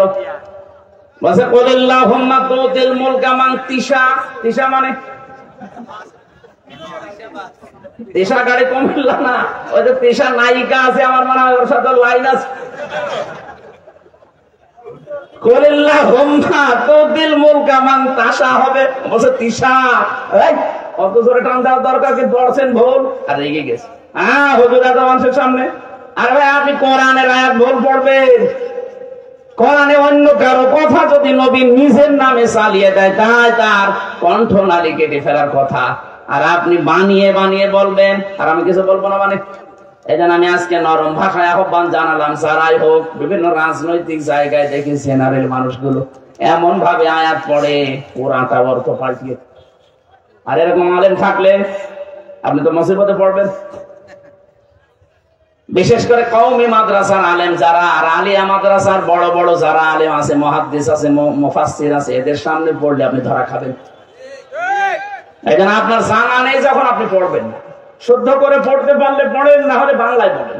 কথা বলছেন আপনি আন্দাজে করেন আর আয়াত ভুল পড়িয়ে অর্থ পাল্টিয়ে যাবে। আপনি জানেন কি গুনাহ হয়? কবিরা গুনাহ হয়। অর্থ পাল্টিয়ে এমন অর্থ করছেন যেটা আল্লাহ বলতে চাননি। কুল হু আল্লাহু আহাদ আল্লাহুস সামাদ, সুয়াদ আছে। হে নবী আপনি বলেন আল্লাহ এক এবং তার কোনো অভাব নেই। কেউ যদি বলে আল্লাহুস সামাদ, সামাদ মানে যার অভাব আছে, খালি সিন জুড়ে দিলাম, কত অর্থ পাল্টিয়ে গেছে। ইদা জা নাসরুল্লাহি ওয়াল ফাত, এখানে সুয়াদ আছে। নসর মানে সাহায্য, আর নুন সিন রা, নাসর মানে ঈগল পাখি। আকাশ পাতাল পাল্টিয়ে যায়। একটা সূরা শুদ্ধ করে পড়তে পারেন, আর জনসভায় দাঁড়িয়ে কুলিল্লাহুম্মা তুতিল মুলকা মান তিশা তিশা তিশা, দাঁত খুলে ফেলা দরকার শয়তান। সাবধান করলাম, আগামী থেকে এরকম উল্টা পাল্টা বকবেন না। না পারলে বাংলায় বলবেন, ইংরেজিতে বলবেন। কথা বলছেন না কেন? আপনি যে ভাষা পারেন সে ভাষায় বলেন। আপনি কোরআনের ভাষা পড়তে হলে শুদ্ধ করে পড়া লাগবে, কারণ প্রত্যেকটা অক্ষর দিয়ে আল্লাহ আমাদের নবীর নাম, মান, শান সব উপরে তুলে ধরেছেন। আলিফ দিয়ে আহমাদ, প্রশংসিত; বা দিয়ে বাশির, সুসংবাদদাতা; তা দিয়ে মুত্তাকি, তিনি ভয়, আল্লাহকে ভয়কারী, পরহেজগার। ৪ নম্বরে সা দিয়ে মুদাসসির, কম্বলওয়ালা; জিম দিয়ে জামিল, তিনি সুন্দর; হা দিয়ে হামিম, তিনি অন্তরঙ্গ বন্ধু; খ দিয়ে খাতামান নবিয়্যিন, তিনি শেষ নবী। এভাবে সর্বশেষ আল্লাহ ডাক দিয়েছেন ইয়া দিয়ে, ইয়াসিন, হে নেতা। সুবহানাল্লাহ বলতে পারেন না? আর আপনি সেই অক্ষরগুলো উচ্চারণ করতে পারেন না, আন্দাজে তিশা তিশা তাশা কি করেন? নবীজিকে আল্লাহ এমন একটা গ্যারান্টি যুক্ত কিতাব দিয়ে জানালেন যে এর ভেতরে আমি ছাড়া কারো কথা নেই, পুরাটাই আমি আল্লাহর কথা। সুবহানাল্লাহ বলতে পারেন না? সেখান থেকে পড়েছি মাত্র একটা আয়াতের 4 ভাগের 1 ভাগ, 32 নম্বর আয়াত। কত? আজকের আলোচনার বিষয় হচ্ছে মানবীয় ত্রুটির কারণে, ভালো করে শুনবেন, মানবীয় ত্রুটির কারণে ছোটখাটো যে অপরাধগুলো আছে আল্লাহ এগুলো মাফ করে দেবে। মানবীয় দুর্বলতার কারণে, ত্রুটির কারণে যে সমস্ত ছোটখাটো অপরাধ আছে আল্লাহ মাফ করে দেবে, কিন্তু 2টা অপরাধ আল্লাহ মাফ করবে না। একটা হচ্ছে বড় গুনাহ, যেটা কবিরা গুনাহ বলা হয়, আর একটা ফাওয়াহিশা, অশ্লীলতা। এটা আলাদা ভাবে ওয়াদি আল্লাহ জানিয়েছে। এবার আসেন আমরা তাফসীরে যাচ্ছি, কি চলে যাবেন নাকি? একদম চলে যাচ্ছে? হ্যাঁ, চলে যাওয়া লাগবে না। আমার জেলে থাকা অবস্থায় প্রায় 8টা বই আমি রেকর্ড করেছিলাম, তার ভেতরে 3টা লিখতে পেরেছি বাইরে এসে। আমার গাড়িতে পাওয়া যায়, যাওয়ার সময় শিক্ষিত মানুষরা নিয়ে যাবেন, অনেক তথ্য দিয়েছে ওর ভেতরে, সৃষ্টি জগৎ নিয়ে লিখেছি পুরাটা। গাড়িতে যাওয়ার সময় শিক্ষিত অবশ্যই আপনি নিয়েছে, একটু ঘরে রাখবেন, মাঝে মাঝে দেখে দেখে পড়বেন। আমারও লেখাটা একটু সার্থক হবে, আপনাদেরও জ্ঞান বাড়বে ইনশাআল্লাহ। আল্লাহ রাব্বুল আলামিনের আয়াতে ঢুকছি, এবার তেলাওয়াত করেন জবান খুলে। আউযু বিল্লাহি মিনাশ শাইতানির রাজিম বিসমিল্লাহির রহমানির। এতগুলো মানুষ তেলাওয়াত করছেন, মানুষের রওশনের স্বাদ, জবান খুলে পড়া যাচ্ছে না। আউযু বিল্লাহি মিনাশ শাইতানির রাজিম।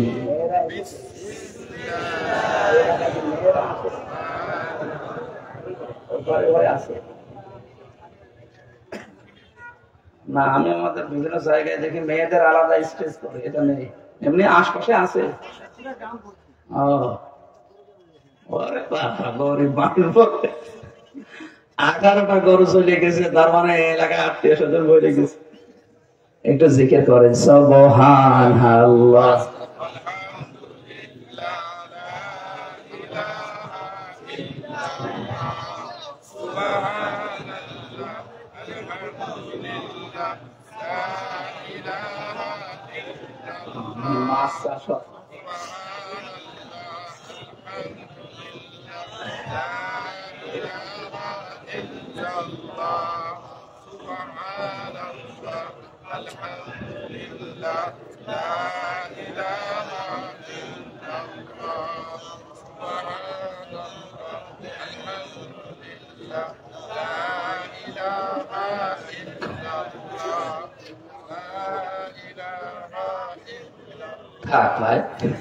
যে আরে জিকির করার মতো জীবন যায় যায় অবস্থা। কোন এলাকায় আসলাম এইরকম রওশনের সাথে দেখি না, আরে পুরুষ মানুষের মতো জিকির করবে। আমি 3টা গোনার 2টা শাস্তি হয় বলছিলাম, একটা বাকি আছে, ওটা আমি আয়াতের সাথে মিলাবো ইনশাআল্লাহ, একটু ভালো করে শুনবেন। আল্লাহ রাব্বুল আলামিন বলেন, আল্লাযীনা ইয়াজতানিবুনা কাবাইরাল ইসমি ওয়াল ফাওয়াহিশা ইল্লাল লামাম। এই পৃথিবীর ময়দানে যারা বড় বড় গুনাহ থেকে বেঁচে থাকবে, কবিরা গুনাহ। 2 নম্বরে আলাদা ভাবে আল্লাহ আরেকটা গুনার নাম দিয়েছেন আল ফাওয়াহিশা, অশ্লীলতা, বাহায়াপনা, অশ্লীলতা, এইটা থেকে যারা বেঁচে থাকবে ইল্লাল লামামা। আল্লাহ পাক বলেন মানবীয় ত্রুটির কারণে ছোটখাটো যে অপরাধ হবে এগুলো আমার আল্লাহ নিজেই মাফ করে দেবে। সুবহানাল্লাহ। ইন্না রাব্বাকা ওয়াসিউল মাগফিরা, আপনার রব বিশাল ক্ষমার পরিধি নিয়ে তিনি বসে আছেন। এবার আসেন আমরা আয়াতের ব্যাখ্যায় যাচ্ছি। আল্লাযীনা, যে বা যারা, ইয়াজতানিবুনা, এটা মোজারে, বর্তমান, ভবিষ্যৎ, প্রেজেন্ট, ফিউচার।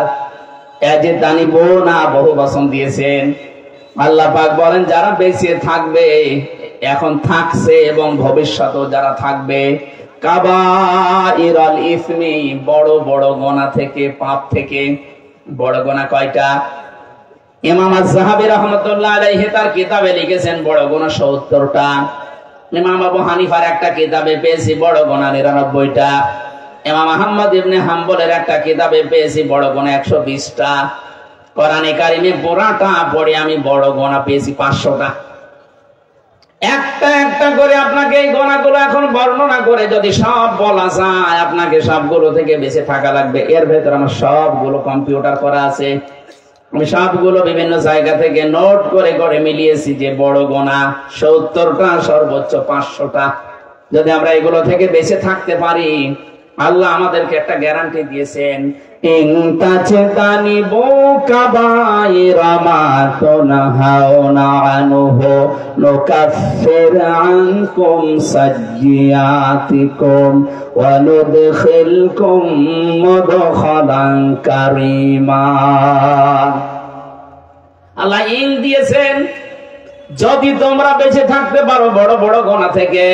বড় গুনাহ কয়টা বললাম? সর্বোচ্চ। আরো জোরে। ইমাম আয-যাহাবীর লেখা কিতাবে পেয়েছি কবিরা গুনাহ 70টা। কয়টা? আপনি 70টায় ধরেন, 500টা এখন বাদ দেন। এগুলো থেকে যদি সত্যি আমরা বেঁচে থাকতে পারি, এর ভেতরে আবার সব চাইতে বড় আছে 7টা। কয়টা? আকবারুল কাবায়ের, যেটা এর ভেতরে আবার আরো বড় সব চাইতে আছে 3টা। আমরা এখন 500টা, 120টা, 99টা, 70টা, 7টা, 3টায় 80। এই 3টা গোনা থেকেও যদি আমরা সত্যিই বেঁচে থাকতে, একটা গোনাও তোমাদের থাকবে না। আল্লাহ পাক বলেন পাল্টিয়ে দেবেন, পরিবর্তন করে দেবেন, ওটা ঢেকে ফেলবেন। কোন জায়গায় যদি আল্লাহ কোন গোনা মাফ করে দেয়, জায়গাটা আর ফাঁকা রাখে না, ওই জায়গাটা পুরো আল্লাহ নেকি দিয়ে পরিবর্তন করে দেয়।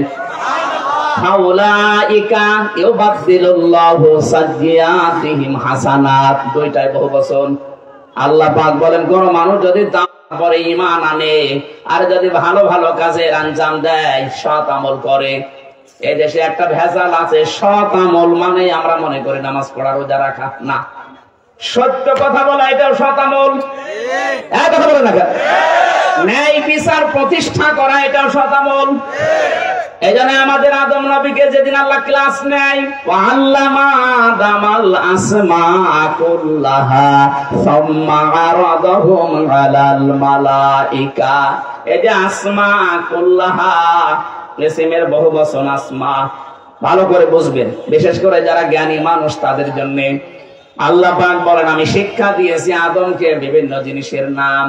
আমরা অনেকেই মনে করি নাম মানে আলু, পটল, ঝিঙ্গা, ঝাল, এইটা মনে করি। তো অনেকে কোরআন শরীফের কাছে আমরা ভালোভাবে যেতে চাই না, যে আদমকে আমরা শিক্ষা দিয়েছি আলু, পটল, ভেঙে এই মাছ, এইগুলোর নাম না। আল্লাহ ক্লাস নিচ্ছেন নিজে, ছাত্র আমাদের মতো। কে সরাসরি নবী, তার প্রথম মানুষ। একটু খেয়াল করে শোনেন, আল্লাহ নিজে ক্লাস নিচ্ছেন। ক্লাসের ছাত্রকে বলেন, বলেন, ক্লাস নিচ্ছেন কোথায়? জান্নাতে। কোথায় বলেন তো? জায়গাটা যেমন দামি, ছাত্র এরকম দামি, শিক্ষক এরকম দামি। ক্লাস কি উল্টা পাল্টা নিলে হবে? কি শিক্ষা নিচ্ছেন আপনি? আল্লাহ ওই দিন শিক্ষা দিয়েছিলেন সমস্ত ন্যায় এবং সমস্ত অন্যায়। তাফসীরে হাক্কানির ভেতরে বেশি এই আল্লামা আদামাল আসমা কুল্লাহা, তাকে আল্লাহ সব শিক্ষা দিয়েছিলেন, মানে যত ন্যায় এবং অন্যায়ের যে বিষয়গুলো সব ওই এক ক্লাসে আল্লাহ সবগুলো তাকে শিখিয়ে দিয়েছেন। আমাদেরকে কিন্তু ওই শিক্ষা দেওয়া হয়নি, কিন্তু আমরা আদমের সন্তান। এই জন্য বংশ পরস্পরায় আদমের সন্তান হিসাবে বাবার কাছ থেকে আমরাও পেয়ে গেছি। লেখাপড়া আপনি না জানলেও কোনটা ন্যায় কোনটা অন্যায় আপনি জানেন। কোথায় পেলেন শিক্ষাটা? ওই যে জান্নাতে যে ক্লাসে শিক্ষা দিয়েছিল ওইটা আমরা পেয়েছি। কথা বলেন ঠিক কিনা?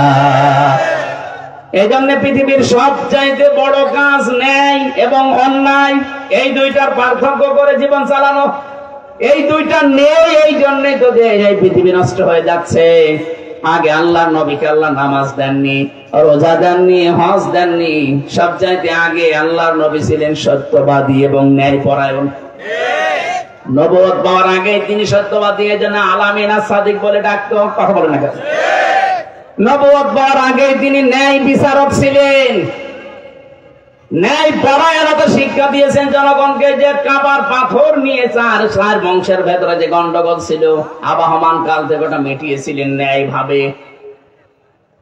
আল্লাহ রাব্বুল আলামিন বলেন আমার কোরআনে কারিমে আমি আল্লাহ 3টা জিনিস দিয়ে সাজিয়ে দিয়েছি। 1 নম্বরে সিদক ওয়া আদলা, সত্য এবং ন্যায়। 2 নম্বরে 1 নম্বরে সত্য যা দিয়েছি, 2 নম্বরে ন্যায়, 3 নম্বরে লা মুবাদদিলা লিকালিমাতি। কোনদিন আমার কোরআনের কোন কথা নড়ন চড়ন হবে না, পরিবর্তন হবে না। জোরে বলেন আল্লাহু আকবার। আমার ভাইরা, আমি যেটা বলতে চাই পর্যন্ত এসে, আমরা যদি সত্যি সালেহ মানে শুধু নামাজ, রোজা, হজ, যাকাত না মনে করে ন্যায় এবং অন্যায় এবং ন্যায় প্রতিষ্ঠা করা, এটা যদি আজ বুঝতে পারতাম, তাহলে ঈমান আনার পাশাপাশি এই নেক কাজগুলো আমরা সব জায়গায় জারি করতে পারতাম। যাতে মনে করি নেক কাজ মানে শুধু নামাজ পড়া। একটা ডাক্তার, সেও নেক কাজ করতে পারে, তার রোগী এবং সে নিজ 2 জন মিলে। আপনি লিখেই রাখেন যে আমার কাছে আসতে হলে 1000 টাকা বিল, ওর রোগ যা আছে বিল দেখেই বেড়ে যাবে। কথা বলেন না কেন? আপনি এই হিসাবটা করতে পারেন না, ওখানে ন্যায় নিষ্ঠা কায়েম করতে পারেন না যে সবার জন্য এক না। এমন রোগী যদি থাকেন যার সামর্থ্য নেই, না দিলেও চলবে, লিখে দিতে পারেন না? ডাক্তার মতিয়ার রহমান, ওনার চেম্বারে আমি যে দেখেছি লেখা আছে বিল 300 টাকা, যদি সামর্থ্য না থাকে না দিলেও চলবে। এটা দেখে আমার মনে হয় রোগীর রোগ অর্ধেক ভালো হয়ে যাওয়ার কথা। আর আপনি প্রথমবারে 1000, পরের বার আসলে আরো 200 বেশি, ওর রোগ যা ছিল আরো বেড়ে যাবে। আপনি ইনসাফ কেন করতে পারেন না? প্রত্যেক জায়গায় এরকম নেক কাজ আছে, কথা বলেন ঠিক কিনা? আদালতে আছে, প্রশাসনে আছে, শিক্ষা ব্যবস্থায় আছে, অফিস আদালতে আছে, সব জায়গায় এই ন্যায় ন্যায় ন্যায়। এই জন্য নামাজি, রোজাদার, হজকারী, পর্দাকারী এদেরকে আল্লাহ আরশের তলায় ছায়া দেবেন। আল্লাহ বলেননি? প্রথমেই বলেছেন তাদেরকে দেব যারা ন্যায় বিচারক বাদশা। কথা বলেন না কেন? আলে ইমামুল আদিল হওয়া লাগবে সব জায়গায়। আমরা যদি সত্যি আজকে ভালো ভালো কাজ করার আগে চিন্তা করি যে না আমি খারাপ কাজের বান্দা লাগে দেব, খারাপ কাজের বান্দা যদি দিতে পারি তাহলে তো ভালো কাজ আমার এখন আর যতটুকু আছে এটা যথেষ্ট। আমি ভালো কাজও করলাম, ওদিকে বান্দাল কেটে দেওয়া আছে, সতের মতো আসতেছে অন্যায়। কত মানুষ ধান্দায় আছে, যা করি করি, কালেমাও পড়ছি, এদিকে পাপও করছে, কাটাকাটি, মাঝখানে জান্নাতে যাব ফাও। কুষ্টিয়ার বড় বাজারে ওই 16 সালের এক ঘটনা, একজন বসে বসে শুধু জিকির করছে। জিজ্ঞাসা করলাম, দাদা সব সময় মসজিদে দেখি, কি করেন আপনি? আমার কোনো কাজ নেই। কাজ নেই, শহরে থাকতে হলে তো খাওয়া লাগে, কি খান? আমার বাবার জমি ছিল, বিক্রি করে ব্যাংকে রেখে দিয়েছি, ওখান থেকে টাকা আসে, ওই টাকা তুলি আর খাই আর আল্লাহ আল্লাহ করি। তো গোনা হবে, কবিরা গোনা হবে সুদ খেলে, আমি জানি। সুদ খেলে কবিরা গোনা হয় আমি জানি, এই জন্য টাকা আমার নামে না, টাকা আমার বোন নামে।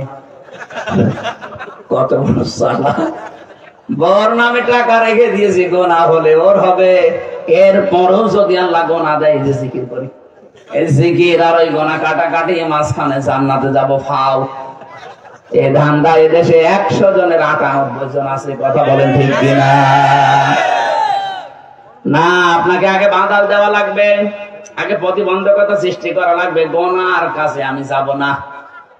আল্লাহ পাক বলেন বড় বড় গোনা থেকে যদি সত্যি বেঁচে থাকতে পারো, বিশেষ করে ফাহিশা, এটা আলাদা ভাবে বললাম কেন? কারণ যত গোনার মূল কিন্তু এই ফাহিশা কাজ। অথচ আজকে এটার জন্য প্রতিযোগিতা হয়, অশ্লীলতা ফাহিশা কাজের জন্য দেশে প্রতিযোগিতা হয়। এই যে নোবেল বলেন, নাটক বলেন, থিয়েটার বলেন, সিনেমা বলেন, বিভিন্ন কনসার্ট বলেন, সব জায়গায় দেখেন প্রতিযোগিতা, বিভিন্ন মেলার নাম নিয়েও গোনা করার প্রতিযোগিতা। অনেকে কাজ কাম পায় না, নিজের মেয়েকে, বউকে, বোনকে, ভাবিকে সাজিয়ে নিয়ে যাচ্ছে মেলায়। এটা অশ্লীলতা না? এটা ফাহিশা না? এটাকে বেঁচে থাকতে হবে আপনাকে। আল্লাহ পাক বলেন এই অশ্লীল কাজ থেকে যদি বেঁচে থাকতে না পারো, শয়তানের কিন্তু মেন টার্গেট ছিল জান্নাত থেকে আদমকে এবং হাওয়াকে বের করে দেবে না। ওর মেন টার্গেট ছিল এই যে আমি আদম আর হাওয়ার লজ্জাস্থান দেখবো। এই জন্য শয়তান হচ্ছে যৌনবাদী, ও যৌনতা ছড়াতে বেশি ভালোবাসে। আজ যারা নিজেদের বউ দিয়ে, মেয়ে দিয়ে যৌনতা ছড়ান, আল্লাহর কসম আপনার আর শয়তানের ভেতরে কোনো পার্থক্য নেই। আপনার নিজের বউ সুন্দর, মেয়ে সুন্দর, হ্যাঁ, মেয়ে আপনার জামার জন্য, বউ আপনার জন্য। আমাদের পূর্বপুরুষদের দিকে তাকান, তাদের মেয়েরা, বউরা কম সুন্দর ছিলেন না। বিশ্বনবী মুহাম্মদ রাসূলুল্লাহ ছোট মেয়ে, পৃথিবীর বিশ্ব সুন্দরের তালিকায় সে। তারপরেও তিনি স্বামীকে বলতেন, স্বামী মারা যাওয়ার পরে বেশি মানুষ ডাকবা না, তাড়াতাড়ি মাটি দিয়ে দিবা, মানুষ যেন অন্তত উপর থেকেও বুঝতে না পারে নবীর মেয়ে এরকম মোটা ছিল, এরকম চিকন ছিল। কি লক্ষ্য করেন, কি চিন্তা করেছেন তারা? আর আজ আপনি পৃথিবীতে নিজের সৌন্দর্য প্রদর্শন করার জন্য প্রতিযোগিতা করেন। এটা যদি প্রদর্শন করার বিষয় হতো, মা হাওয়া আলাইহিস সালাম পৃথিবীর শ্রেষ্ঠ সুন্দরী ছিল, তিনি আপনাকে মানুষকে দেখিয়ে বেড়াতেন। কথা বলেন না কেন? সুতরাং যাদের বউ, মেয়ে, যাদের বেটার বউ, যাদের বোন এভাবে বেপরদায় চলে, বুঝবেন একজন মহিলা বেপরদায় চলার কারণে যদি জাহান্নামে যায়, 4 জন পুরুষ মানুষ সাথে নেবে, বাবাকে, বড় ভাইকে, স্বামীকে আর বড় ছেলেকে। এক একজন যদি 4 জন করে নিয়ে যায়, আমরা যাবো মনে হয় কোথায়? মেয়েরা যারা এসেছেন বিভিন্ন জায়গায় কান খাড়া করে শোনেন, আল্লাহ পাক বলেন করোনা ফি বুয়ুতিকুন্না ওয়ালা তাবাররাজনা তাবাররুজাল জাহিলিয়াতিল উলা। রব্বুল আলামিন বলেন, হে মেয়েরা ঘরের পরিবেশে থাকবে, বাইরে যখন যাবে রূপ সৌন্দর্য প্রদর্শন করে বের হবে না। এখানে তাবাররুজের অর্থ তাফসিরে খাজেনের ভেতরে আছে 3টা। 1 নম্বরে মেয়েরা যখন রাস্তাঘাটে আসে তখন ওদের পোশাক হয়ে যায় 8-60 ছোটখাটো, এজন্য মেয়েদের চশমায় জামা পরা জায়েজ নেই। অথচ স্কুল থেকে শুরু করে বিশ্ববিদ্যালয় পর্যন্ত মেয়েরা পড়ছে যারা সব মুসলমানের মেয়েরা, কি পোশাক পরে যায় তারা। একটা যুবতী মেয়ে 20 বছর 22 বছর 25 বছর বয়স, বুকে কোন ওড়না নেই, স্ক্যান টাইট প্যান্ট পরা, গেঞ্জি গায়ে দিয়ে বাস থেকে নামতেছে। বলেন তো কেমন লাগে? বলেন কেমন লাগে দেখতে? আমার বিশ্ববিদ্যালয়ে এরকম মেয়েরা যখন আসে দেখতাম, বাসওয়ালা যখন বাস নিয়ে যাচ্ছে বলে মামা, বাস দাঁড়িয়ে গেছে, উনি উঠে বসেছে সামনে, মামা ওর দিকে তাই অ্যাক্সিডেন্ট করেছে। মামা যে তাকাবে সামনে না, ও মামির দিকে তাকিয়ে মামা শেষ। আমি একবার যশোরে মাহফিলে গিয়েছিলাম, যশোরে পালবাড়ি, তখন বাসে যেতাম, ওই সময় যে নেমে কেবল দাঁড়িয়েছি আর দেখি মিছিল আসতেছে, এটা মানে 14 সালের দিকে হবে। তখন আমি কেবল মাস্টার্সে উঠলাম। ওই সময় দেখে MM কলেজের মেয়েরা, কারো 20 বছর 22 বছর এরকম বয়স, বুকে কোন ওড়না নেই, হাতে একটা ব্যানার আর এক হাতে ইফটিজিং এর বিরুদ্ধে ডাইরেক্ট অ্যাকশন। চিন্তা করলাম পুলিশ যদি আশপাশে থাকে, না জানি কোন কোন সালের আসামি বলে চালিয়ে দেয়। ঢোকলাম চাঁদ দোকানে, দেখে আমার পাশে এক পুলিশ, আরে ভাই আপনার যন্ত্রণায় আসলাম, আর আপনি আমার সামনে। হুজুরে যে মিছিল আসতেছে, একটা কথা বলবো, বলেন। ওরা যে বলছে ইফটিজিং এর বাইরে ডাইরেক্ট অ্যাকশন, যা দেখছি মনে হয় ইফটিজিং আমি আগে করি, কারণ যে জিনিস দেখছি আমি করব কি? ঠিকই বলিস কি? মেয়েরা যারা এসেছেন পোশাক আশাক আগে 4 পিস, এরপরে 3 পিস, এরপরে 2 পিস, এখন 1 পিস চলছে।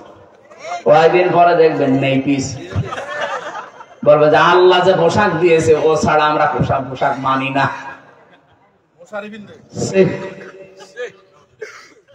আপনার বউ সুন্দর, আপনি দেখতে পারেন না, আপনি কেন বাইরের মানুষকে দেখাবেন? আপনি কুত্তার চাইতেও খারাপ।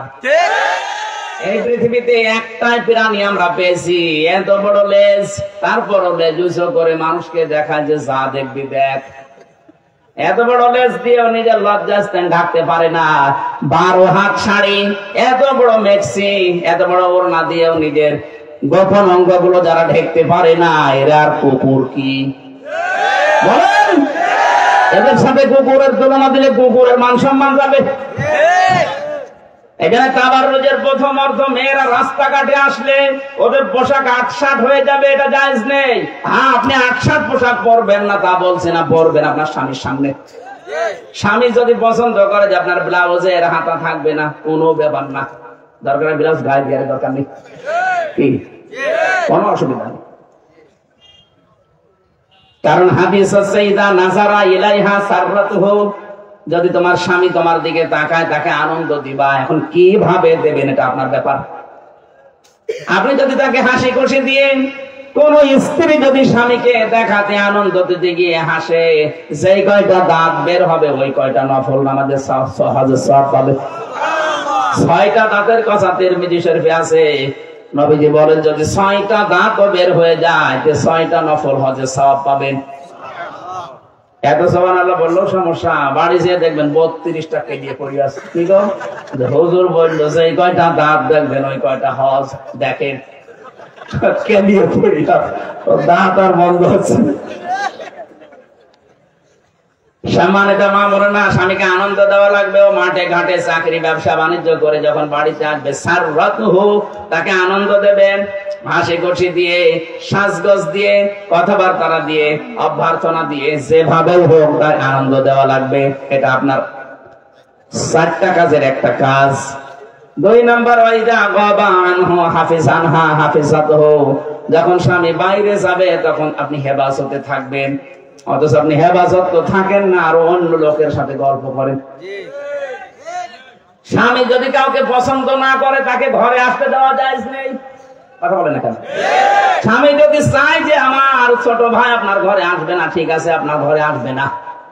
পাশের বাড়ির সলির মধ্যে আপনার সাথে আসবে না, এই বাড়িতে সে যদি চায় যে ওই সলির মধ্যে আসবে না, তাই আসবে না। অথচ বাড়ি থেকে চলে গেলে সলির মধ্যে আস্তে করে ডাক দিয়ে আপনি মনের কথা বলেন।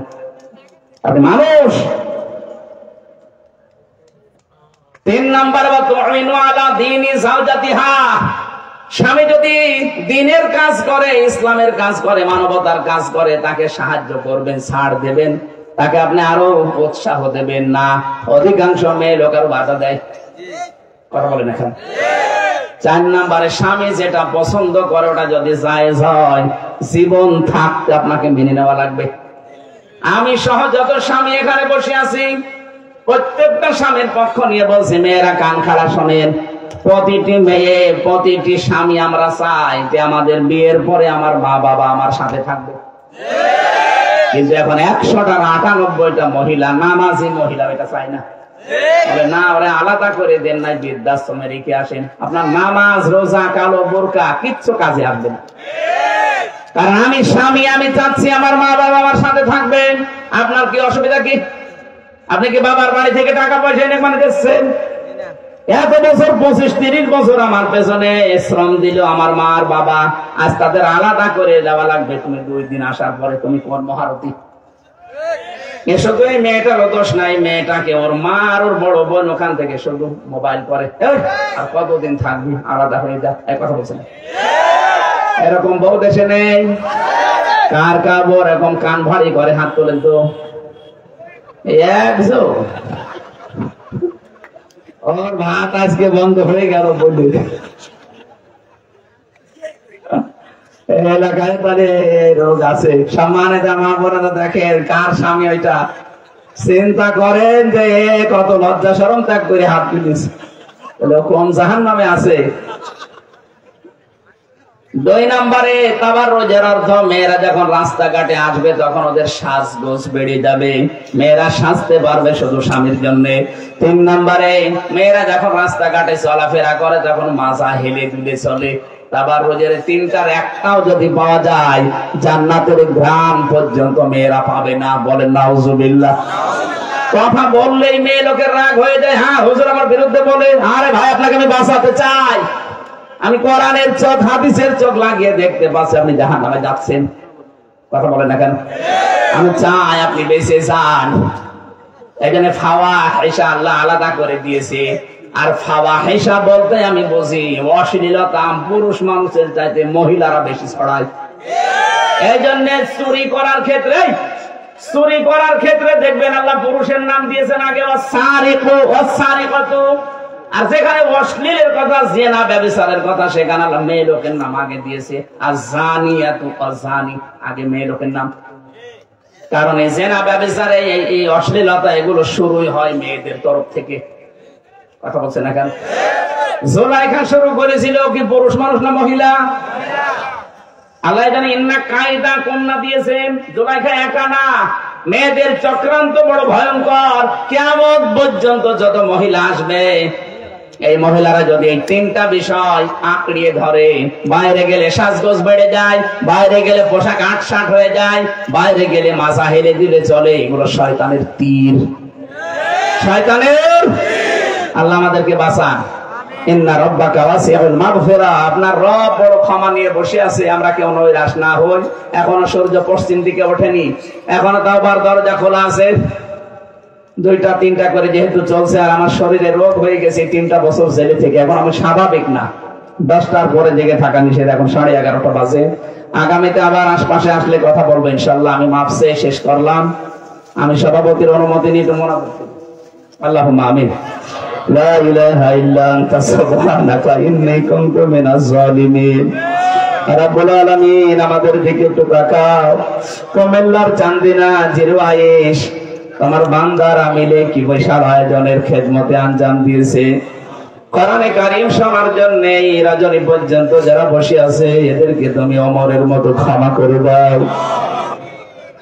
আইলে মাহফিল সাজাতে তোমার বান্দা জনায়েদ ভাই সহ কুতুবউদ্দিন ভাই সহ যত মানুষকে নিয়ে এলাকায় তারা কয়েকজন মিলে বিশাল আয়োজন, মনে হচ্ছে একেবারে জান্নাতের বাগান সাজিয়েছে।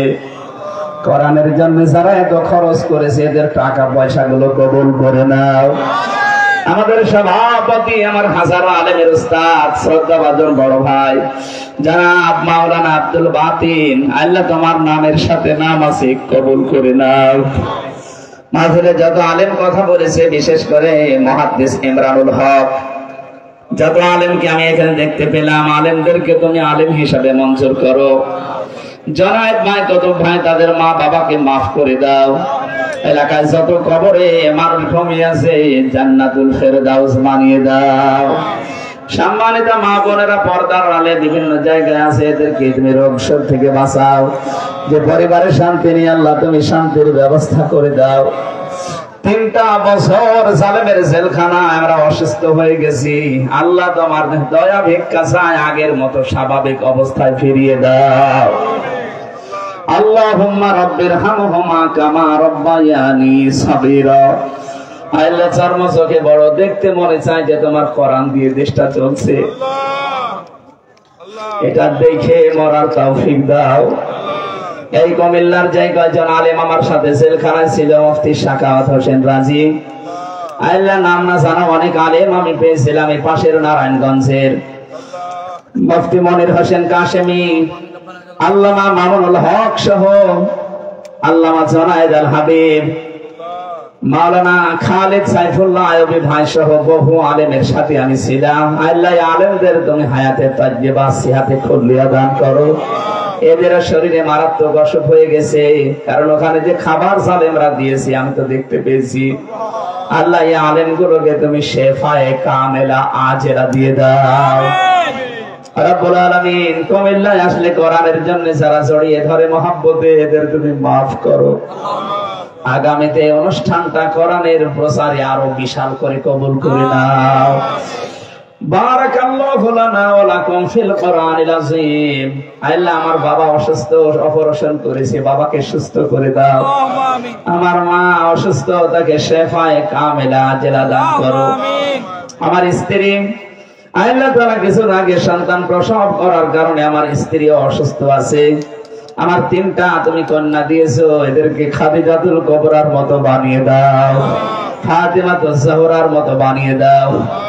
আমাদের যাদের ঘরে মেয়ে আছে আল্লাহ তুমি মেয়েগুলোকে নবীর মেয়ের মতো কবুল করো। তখন কার কাছে আজরাইল পাঠিয়ে দাও জানি না, যখনই আসবে যেন পড়তে পারি লা ইলাহা ইল্লাল্লাহু মুহাম্মাদুর রাসূলুল্লাহ। আসসালামু আলাইকুম।